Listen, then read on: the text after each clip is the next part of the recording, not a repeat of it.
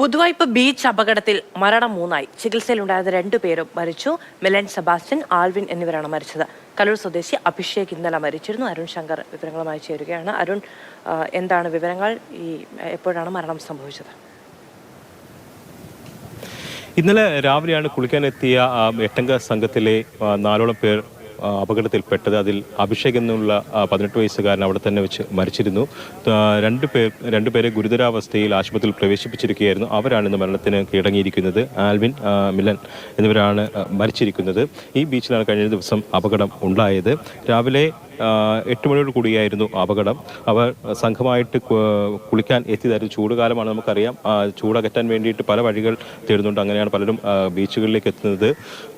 പക്ഷേ അതൊരു ദുരന്തമായി മാറുകയാണ് ഉണ്ടായിരിക്കുന്നത്.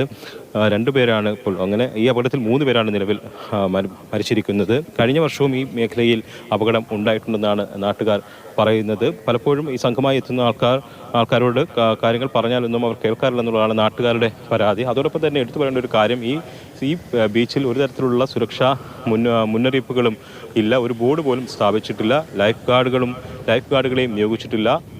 വാരാന്ത്യം, ശനി ഞായർ ദിവസങ്ങളിൽ ആയിരക്കണക്കിന് ആളുകൾ ഇവിടേക്ക് എത്താറുണ്ട്. അതോടൊപ്പം തന്നെ ഈ പകൽ സമയത്ത് രാവിലെയൊക്കെ സംഘങ്ങളായിട്ട് വന്ന് കുളിക്കാനും എത്തുന്നുണ്ട്. പക്ഷേ അവരുടെ സുരക്ഷയ്ക്ക് വേണ്ടിയിട്ടൊരു മുന്നറിയിപ്പ് ബോർഡ് പോലും ഈ പ്രദേശത്ത് സ്ഥാപിച്ചിട്ടില്ലെന്നത് എടുത്തു പറയണം. അതോടൊപ്പം ലൈഫ് ഗാർഡുമാരെയും നിയോഗിച്ചിട്ടില്ല. അങ്ങനെ ചെയ്തു കഴിഞ്ഞാൽ ഈ ഇത്തരത്തിലുള്ള അപകടം ഏറെ കുറയ്ക്കാൻ കഴിയുമെന്നാണ് നാട്ടുകാരും പറയുന്നത്.